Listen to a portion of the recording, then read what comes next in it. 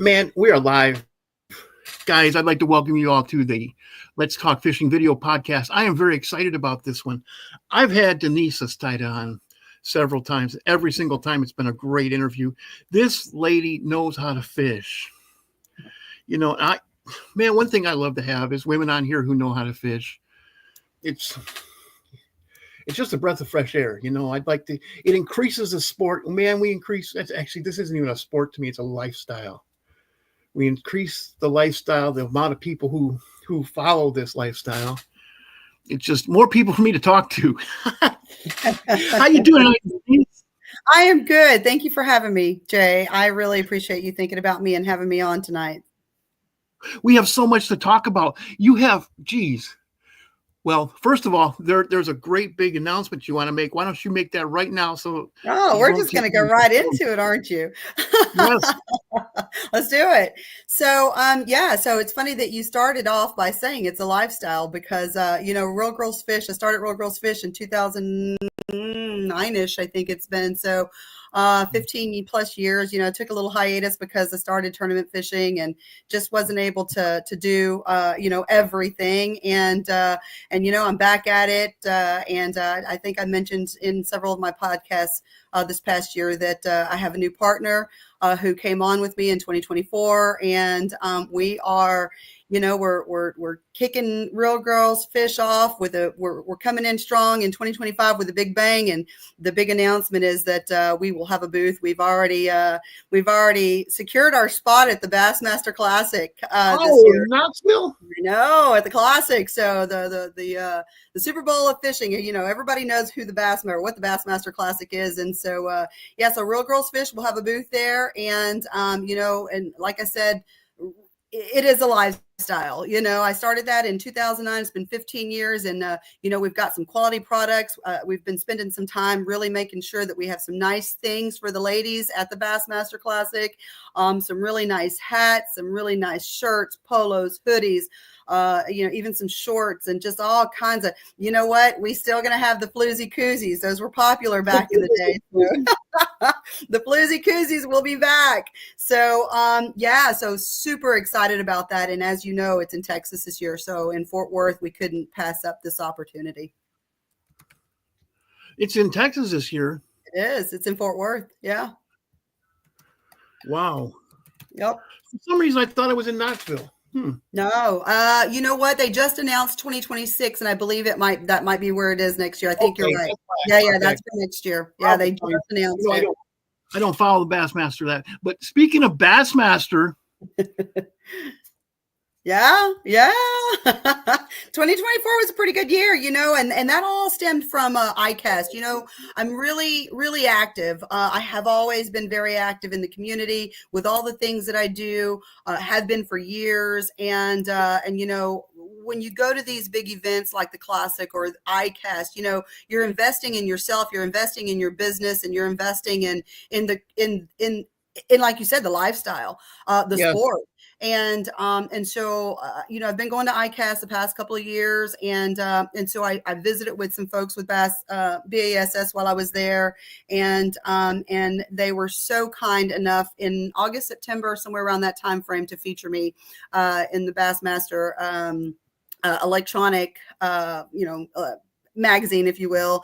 And so that was pretty exciting to be featured. They started that initiative. I can't remember if it was in 2024 or 2023, but the Bassmaster Her. And so that is where I was featured, which was in that section of the magazine. So did they come out and fish with you? No, but I know that would be fun. But we have talked about possibly, doing some things at the Classic together as well, with Bassmaster Her, because they will have a presence there as well, obviously. So yes. And guys, if you don't know, Denise lives in one of the cooler places for a bass fisherman to live in the world. The only thing I can think of, maybe, that lake in Mexico, but Sam Rayburn's a little safer. It definitely is that. I've never been to Amistad or I can't remember what the other one is there. Falcon. I have not been to Falcon or Amistad, but I hear good things, about all the big fish that are caught there. But yeah, I mean, Rayburn is right up there too. When I tell people I live on Sam Rayburn, they're like, "Whoa, what?" You get to fish Rayburn on a regular, and it's known. It every year it typically makes the top 10 bass fishing lakes in the nation, and for good reason. It's our best time of the year is right around the corner. Spawn season is about to have, the spawn is almost on, let's put it that way. And what would be cool about where you live is Tuesday evenings on Sam Rayburn. I just envision that as being the least amount of boats on the lake. Oh, for sure. Yeah, and you know what? That used to be a joke. Whenever I grew up coming here as a second, little home. It was our family lake house, and so I grew up coming here, and we couldn't wait till what we would call the tourists. We couldn't wait for the tourists to go home, so that we could have the lake to ourselves and get out there and go do some fishing, because it does get busy on the weekends, and as you know, Sam Rayburn has a tournament pretty much every weekend. I don't care what time of the year it is. I'm sorry? It sometimes has 4 tournaments at the same time. For sure. Oh, for sure. Absolutely. Yeah, it's so big. I mean, just a fact of life nowadays, it's a fact of life. We can't get around it. And part of the reason is because what you and I are doing right now. We're telling people what great it is to fish.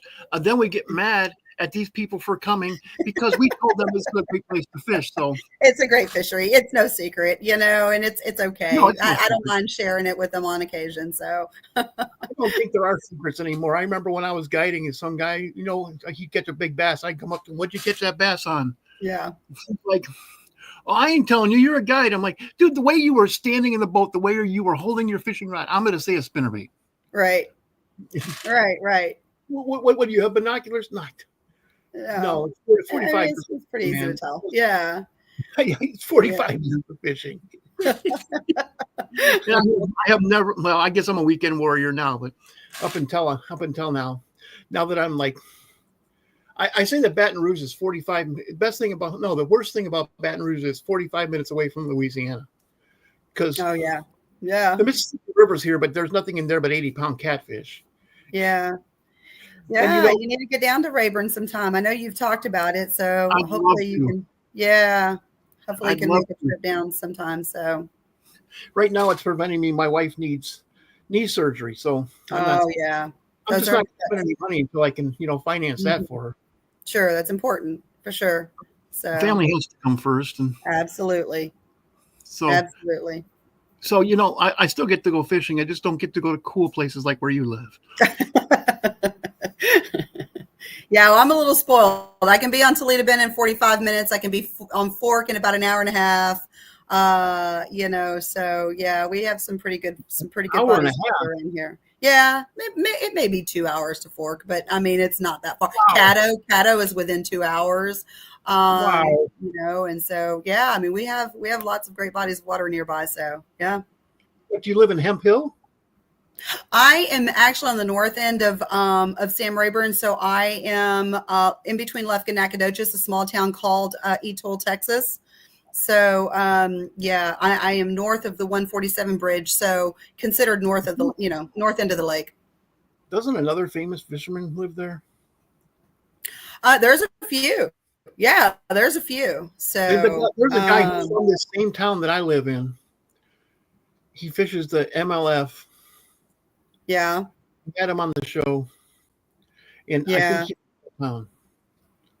yeah, there's several who live here. And, even some of the lady anglers, we have a couple of lady anglers that live on, Stephanie Hemphill. She, she's fishing. She lives here in Rayburn. Now she's on the south end, but she's, she's considered a neighbor. She's on the lake. And so, we see each other on occasion, but, just like, I am, she's constantly gone.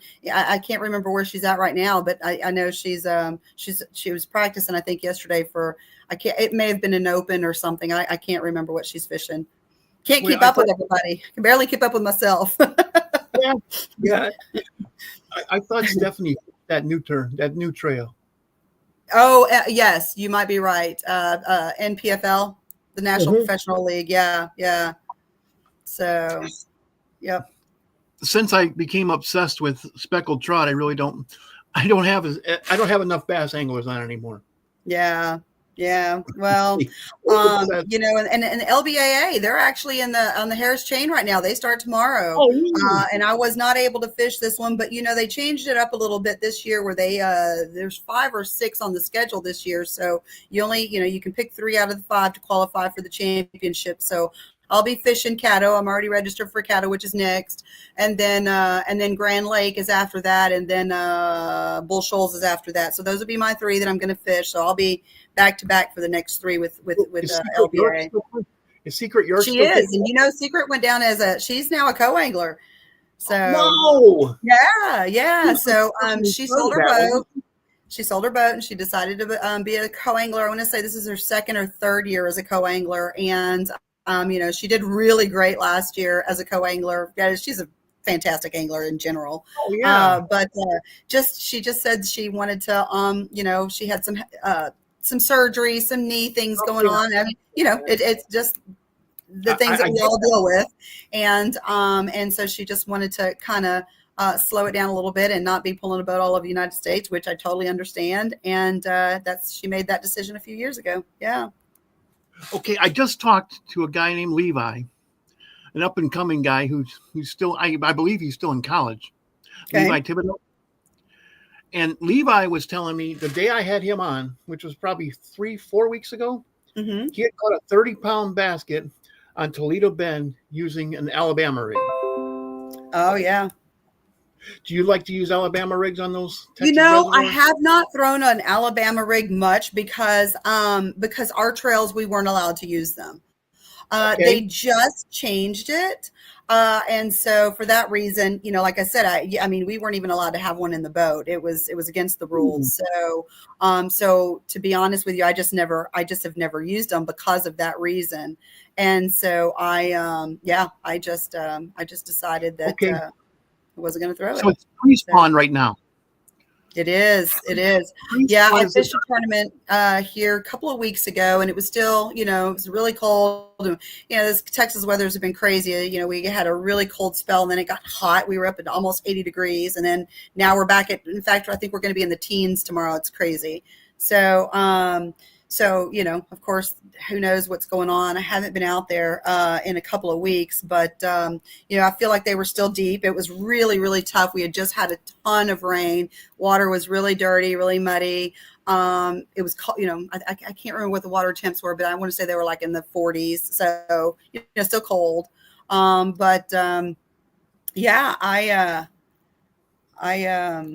Sorry, I'm reading all of these comments that are coming through. I got distracted. A bunch of them just came through. Yeah. Hello, Jeff Quinn, man. Yeah, he's slamming big yellow perch through the ice. That's my favorite fish to eat. Oh, yeah. My favorite time to catch them was through the ice because they taste better than walleyes. They taste better than crappies. Wow. Speaking of ice fishing, I went to I was fortunate enough, Livingston Lures, I've been with them for over 10 years and on their pro staff, and they invited me to go to Wisconsin in August of this past year. So I went and worked a show for them, and they were preparing for their ice fishing. It was their ice fishing show, and oh my gosh, that's a whole different ball game.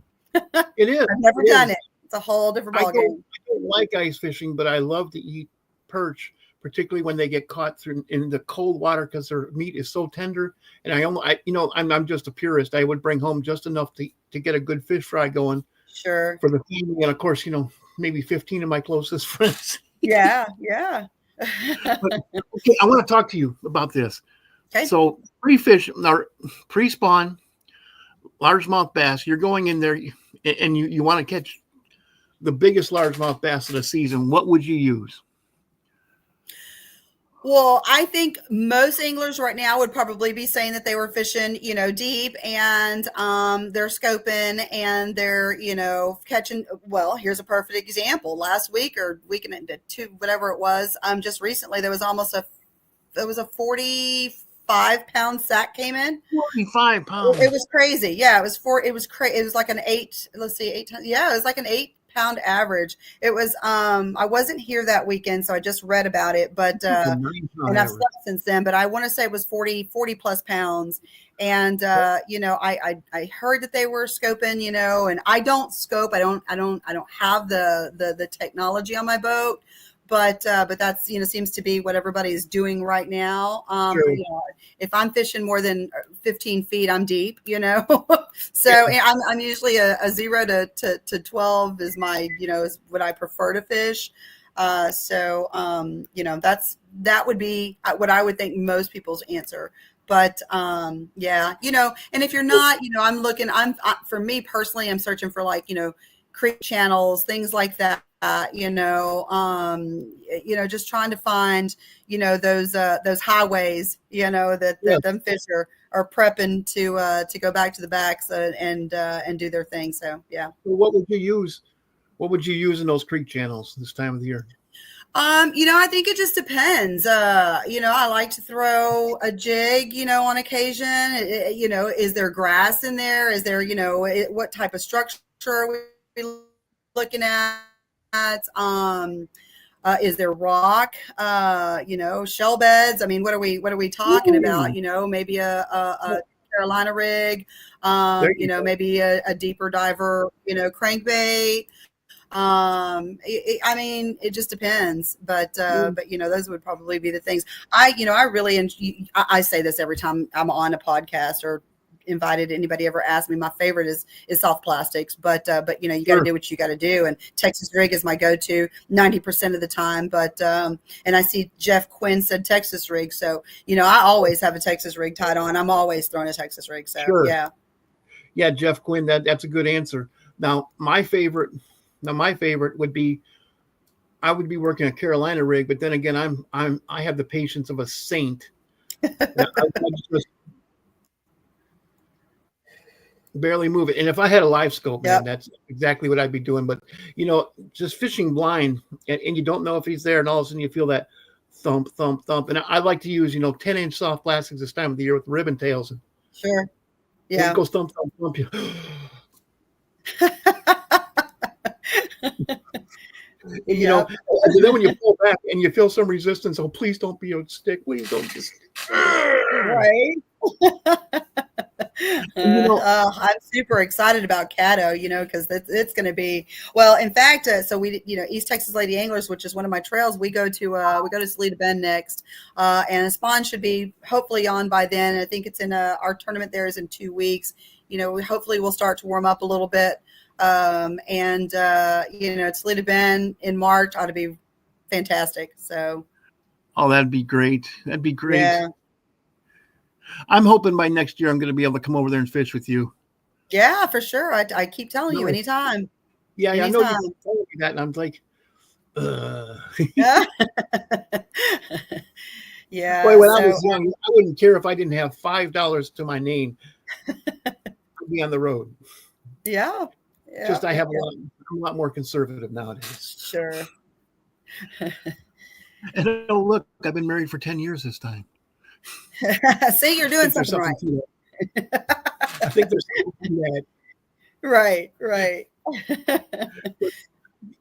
That's just so much fun this time of the year, fishing for those big Yeah. bass, particularly. And you know what? Without live scope, and guys, I don't have anything against live scope. Go ahead and use it, man. It's here. Use whatever you got to use to gain an edge. But without live scope, and you don't know what's there, it just makes the thrill of feeling that bite even more sweet, because you don't know Yeah. when it's going to happen, and you're just sitting there just amped with anticipation because the conditions are perfect, and you're pulling it through, and you can feel rocks or you can feel shells or Yeah. Yeah. Yeah. No, I agree. I mean, you almost have to have live scope these days to stay in the game, but I would prefer to not have to use it for those reasons. I feel like it's you're really fishing the sport when you're not using those types of technologies. But there's a lot of controversy on that. So, in lakes like Caddo, where you're casting right up against, you got to go underneath that cypress tree branch. that's Lake Picketry. Say that's Lake Picketry. Yeah, Lake Picketry. Yeah, see, it's all Picketry down here. Exactly. You're skipping down there, and you're going right up against the walls, Mm-hmm. and you're that's a fun lake. Going right off. Yeah, all the cypress trees there, and going down 6 inches.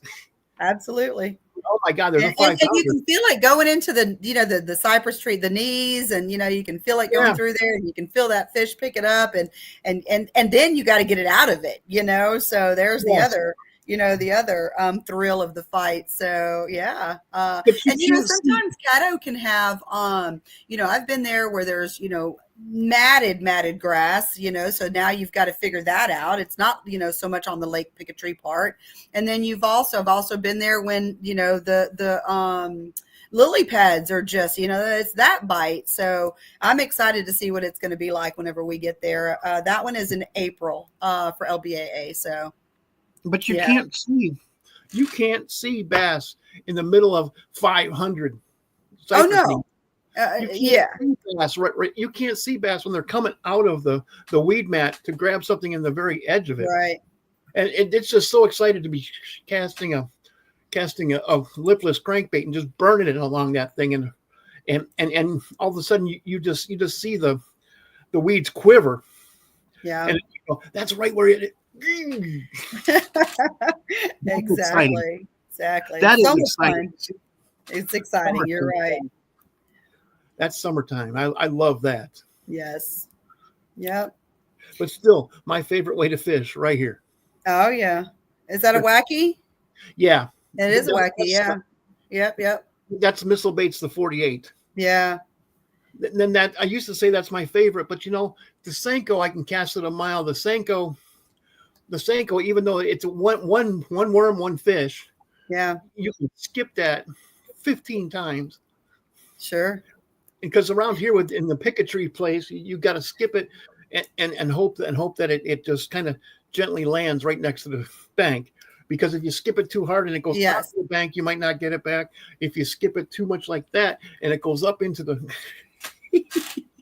I'm not that good at skipping. I fish with some guys it's like whoosh, oh yeah, I've seen it, and on occasion, I'm still, I feel like we're always perfecting that craft, but absolutely. So I'm a lot better at pitching and flipping and skipping under those docks and under those limbs and all, than I used to be, but still always trying to get better at it. So dock shooting, huh? Yep. And in the little stuff, one thing I do like what forward-facing sonar has done to the fishing world is it's shown us that little things, man. I have caught most of my 5-pound plus bass have come on a 4-inch yum dinger. Oh, yeah. I caught one here on Rayburn in July. I want to say it was June or July. It was super, super hot, and I was throwing a little bitty 4-inch Cinco. I want to say I don't remember. This was years ago, but yeah, I caught a really nice one on this, just little bitty nothing, but absolutely, you can catch some big fish on some small worms. But yeah, I have been throwing a cross bait for the past couple of years now, and I was just down at the Houston Fishing Show, helping them out. I went down there one day last week. I can't remember what day it was. And so that they've really come out with some good, some really nice baits. And, I just fished what I said 2 weeks ago, whatever it was, on Rayburn, which was our East Texas Lady Angler season opener. And that was a tough tournament. And those, he calls them sickos. Those sickos, did you say sealed sicko? the deal with Sicko, Sicko, okay. Sicko, yeah. Because I'm like Sticko. That's what Bass Pro Shops calls them. Oh yeah, I think you're right. But no, they're sickos. And But yeah, so, and like I said, we go to Toledo Bend next, and that ought to be a fun one. So Man, what do you anticipate going Toledo Bend this time of the year? What do you anticipate the good light's going to be on? well, again, the spawn is going to be on. So, Oh, no. at least I hope so. I mean, it's in a couple of weeks. It's early March, so we'll see what the weather's doing. But, and I will say this too, for me particularly, it's going to be a completely different part of the lake, and I need to go and figure it out because we moved our location. We were going out of Fin and Feather, which I had several places that I love to go to, but this time we moved it up to Lost Frontier, which is mid-lake over by the Pendleton Bridge. So this is going to be, new water for me, and I need to really get out there and learn it and figure out. But me, my favorite type of fishing, especially that time of the year, is going to be, probably further back into the creeks and throwing my Texas rig and throwing my wacky worm and throwing, those types of things. I love there's a little Livingston lure crankbait that I absolutely love to throw too, I always have tied on as well. So yeah, I mean, for me, that's probably what the type of fishing I'll be doing. So are you able to sight fish in Toledo Bend? Well, I mean, it depends. If it's anything like it is right now in Rayburn, no. Because I mean, the water is so dirty right now after all this rain. But I mean, we'll see. Question. Because down here, even on a great day when it hasn't rained for 4 weeks, you still can't see the bass when they're up in the shallows. It's the only way you can tell it. The only way you can tell if they're spawning is if you cast out something and you see your line shoot over one way or the other real quick. Yeah. First time that happened down here, I'm like, what was that? Another bluegill, And no, those are bass. They're spawning. We got to stay here. That could have been a 5-pounder, and a 5-pounder right around here is a big one. These fish don't get very, That's true. Yeah. Because they die every couple of years because of a hurricane or something,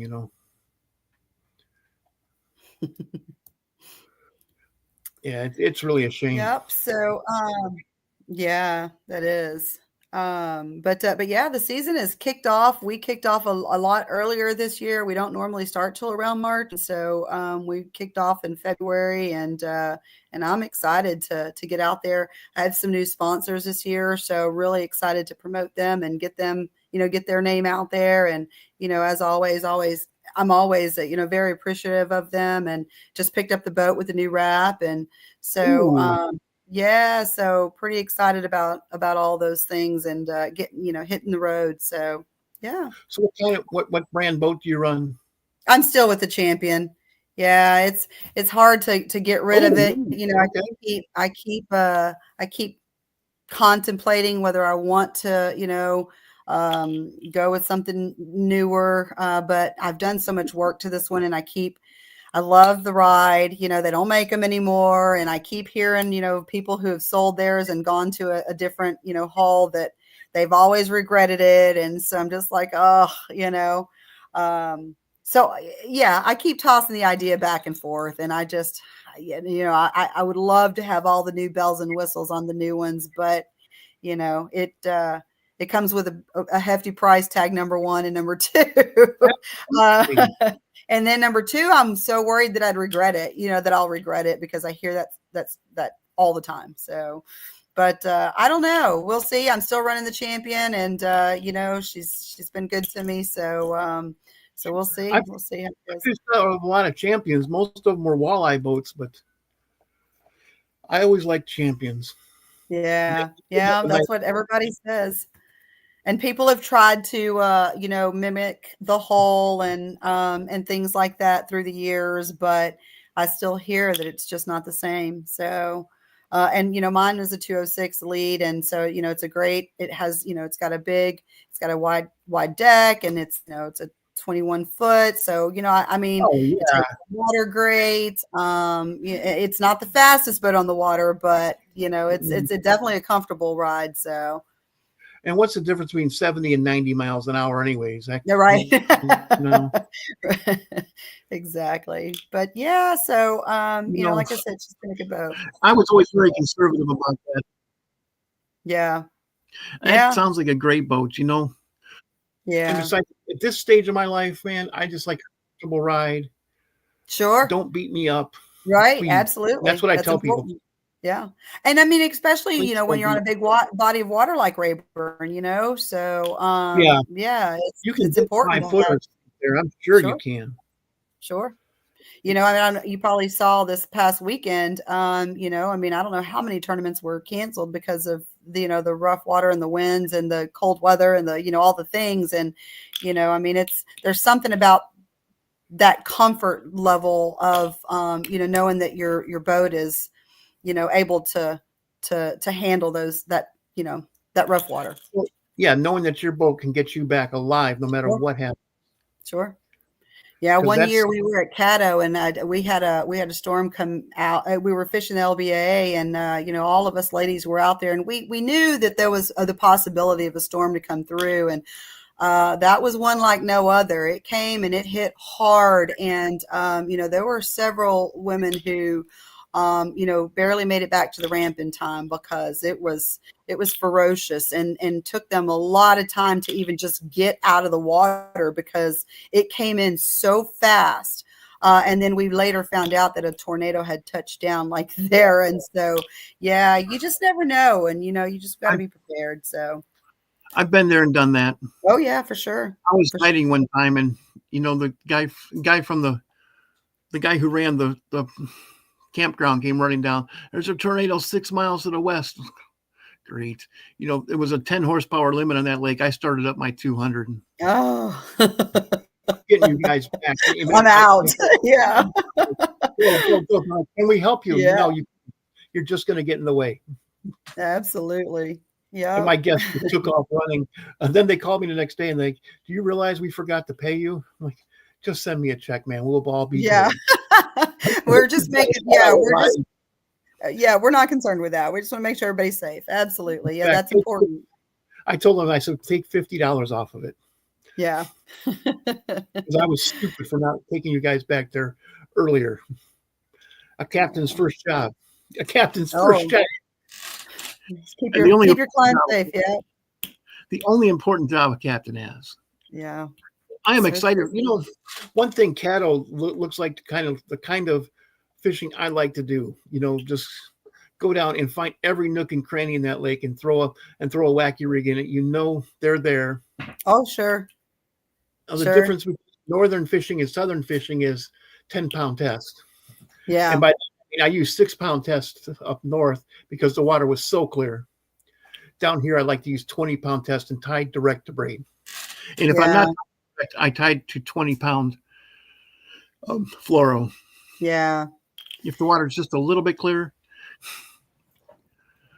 Yeah, I don't even know what the water looks like way up north, like what you're talking about. The clearest water I've ever been on is Bull Shoals, and I tell you that was like an aquarium in comparison to my muddy water. And I didn't realize how much I hated that clear water. It did something to my brain, like it was something about being able to see the fish and the fish being able to see me. I didn't like it, I wanted my muddy water back. I swear I've seen fish scurry away and turn around and look at me. Yeah. Just like a dog would, or a deer would, just turn around. Yeah. The heck. Well, my sister has her vacation home on Bull Shoals, and my nephew called me and he says, you know what? I'm horrible at fishing. I'm like, dude, you're trying to catch bass in November at Bull Shoals. You're not horrible at fishing. Bull Shoals is a horrible lake to fish in November. Bull Shoals is a horrible lake to fish in July. Yeah. I've enjoyed it though. I mean, we've been there several times with the LBAA and I've enjoyed the lake. And in fact, we go, like I said, it's on the calendar this year. and I'm excited about it. I enjoy going there. It's a beautiful lake, and Well, but she was asking me, well, where would you start? I'm like, I would fish under every dock in that entire lake. Yeah. And you have to Yeah. learn how to skip. And I told them how to wacky rig. I told them, I would be throwing small jigs underneath those. If there are any rock piles, I know there are smallmouth bass in there. Yeah. That's actually where I caught. Well, no, I think Kentucky Lake is where I caught my first smallie, but Bull Shoals was right after that. So yeah. I just told them that is a tough nut to crack. I fish Bull Shoals, and it's just. It is. I would rather It Green Bay, and Green Bay is 1,000 times this big. Yeah. And believe it or not, it's clearer. Oh wow! So you take humongous cast. You have to use 6-pound tests. When you hook into a 6-pound smallmouth, you're like, "Oh, come on, please don't jump, please don't jump, please don't jump."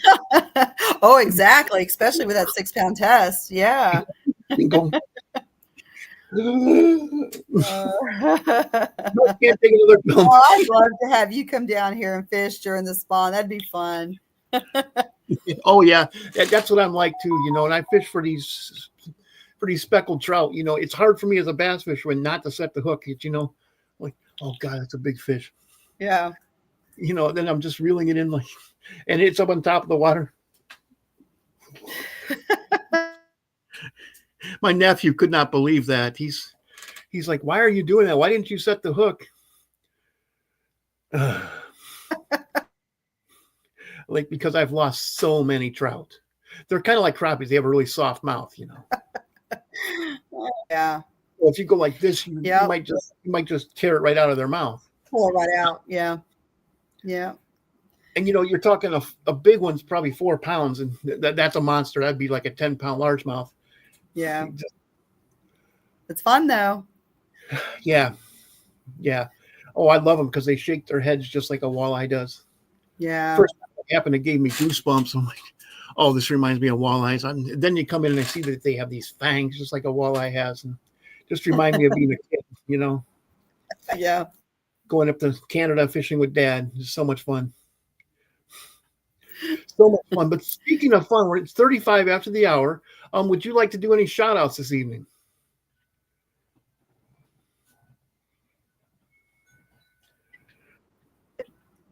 I very appreciative of them. Always, very appreciative of all those who have supported me through the years. And so the first one I'd like to say is, shout out to Livingston Lures. They've supported me for over a decade now. I appreciate all that they do. Jackson Hill Park and Marina, which is a marina here on Rayburn, is one of my big sponsors this year.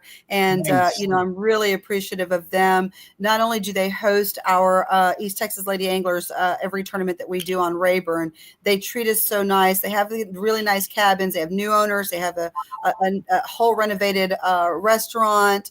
They have all these activities. So if anybody's on the, in the area for Rayburn, around Rayburn, please go check them out because they have so many just awesome activities going on now and things, just new things going on. And so Real Graphics, they did my boat, Sport Threads, they do my jerseys, Cross Bait, like I said, I talked about them. I throw their soft plastics on a very regular, Impulse is my custom rod, Lose are my reels. And those things are important. You've got to be able to feel those fish. Like I said, that when I fished on Rayburn a couple of weeks ago, it was so tough, and there was hardly no movement, no bite. You didn't get that typical bump, that typical thump. It was just a little something, and you had to be able to feel that fish pick it up. And it was. And if you were not prepared with a decent rod and a decent setup, you weren't going to know you had that fish on there. And so, those things are important. I'm sorry? I could not agree with you more about that unless you have a superior rod and you can feel that subtle pickup. And then you need something because the blend of sensitivity and power is difficult. That's where absolutely that's difficult. So important because I'm sorry, you cut out just a second. Say that again. and only the best rods Oh, yes. have Yes. those attributes. Because, Absolutely. and so I tell guys, when guys ask, is this $350 rod worth it? And if I know them and I know that they're fishing, I'm like, every penny. I have 6 of Absolutely. those. Yeah.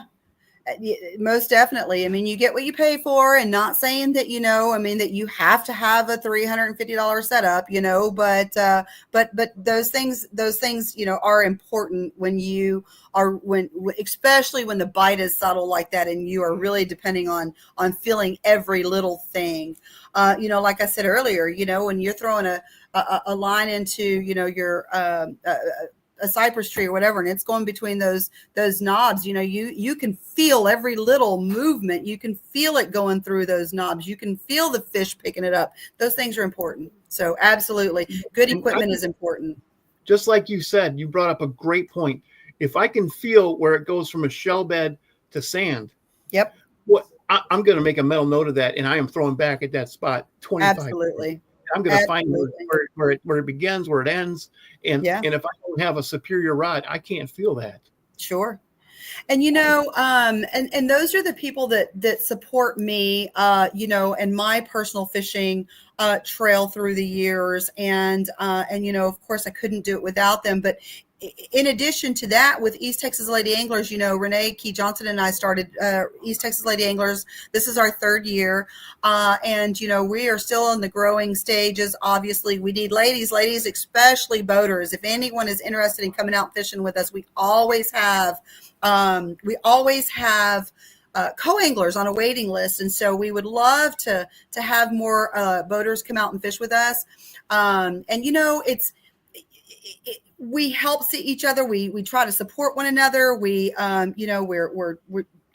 It's a great group of ladies. So I encourage you, if you're on the fence, reach out to me, come, talk to us. But with that being said, we couldn't have that trail without those sponsors either.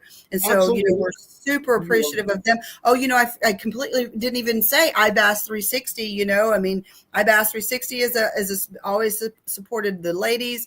Absolutely. My personal tournament trail plus, East Texas Lady Anglers this year. Ridgel Septic, which is in Athens, Pam Ridgel, her and Joey, they own Ridgel Septic, and they have become one of our biggest sponsors for East Texas Lady Anglers. And let me tell you, we've got some guaranteed payout, whether we have 3 boats or 15 boats. We've got guaranteed payout, bonus money, all of those things due to these fantastic sponsors.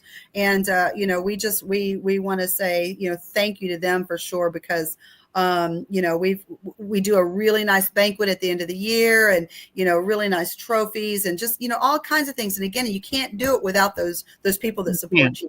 So absolutely. And something else I'd like to tell you, you have more than one podcast who supports you. Oh, thank you so much. And exactly that too. Yes, the podcast. People like you who bring us on, bring us ladies on and allow us to talk about the sport, allow us to talk about what we do. Just give us the recognition so that people know that we have people like you. Rob and I were talking about this. Rob Welsh from Co-Angler Corner. He's one of my best buddies. And we were talking about you, and we said, it's people like you who really show the world what we as a sport are. We need ambassadors like you to go out there and show them that we're not just all dumb people who sit on the bank of the river and drink beer. It's so true. It's a lot of work. It really is. It's people think that, right? And it's not. It's a lot of work, especially when you tournament fish. We're doing our research a month before we even hit the lake. You've got the equipment. You've got to get it ready. You've got to, get to the lake. Then you got to get to the lake. You got to figure out the lake. It's a lot of work. By the time you get to tournament day, you're worn out, because you've done all you've done all of the work. Yeah. So, so I really appreciate that. That means a lot to me, Jay, because, I've been very passionate about this for a long time. I started Real Girls Fish in 2009, and there was a reason for that, because back then, it's more common now to see, lady anglers, to see women apparel, things like that. Women that are really pushing the sport now. But back in the day, that's why I started Real Girls Fish, because we didn't have anything, nothing, for lady anglers at the time. And I'm real passionate about it. I've also been a boat captain for high school team, and I love the mentoring part. And I'm busy. I'm going in a lot of different directions with all of these things that I do, but I love it so much that it doesn't feel like work. I just had the Fishionistas on last week, so. Oh, I love them. So see, these are other things too. Like, we support one another. We really Yes. do, because we're so passionate about it. I've met a lot of these ladies at ICAST, because ICAST now has these events for us ladies. We Yes. have a breakfast, we have a social one evening, and we get together. And so, we meet ladies from across the nation that I would not have otherwise met. And Fishionistas are one of them. They had a whole table full of women. I love them. Didn't even realize that the founder is from Galveston, which is where I grew up. Yeah. And so Nina's awesome, man. Oh, I love them. Yes, absolutely. And you know what? I'm going to give a big shout out to Fish Her. Yes, we may be competitors in the fishing apparel business, but if we don't support one another, we have to promote one another. And I want to just give her a shout out, because she offered to Fish Her, the company has offered to sponsor East Texas Lady Anglers with I want to say it's like 9 weigh bags that we have coming from them. And it's things like that. We're supporting one another, we're promoting one another, and we're just trying to grow the sport together. Yeah, think about it this way: if you support one another, you expand the sport for all of us. Absolutely.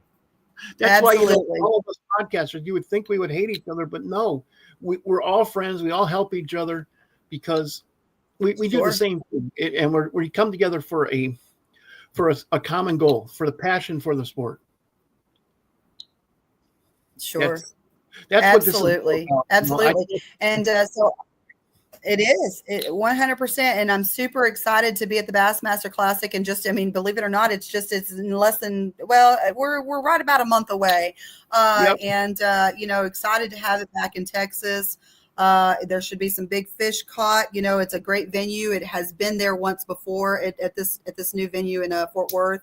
And so super excited to have the Real Girls Fish there and have the ladies represent.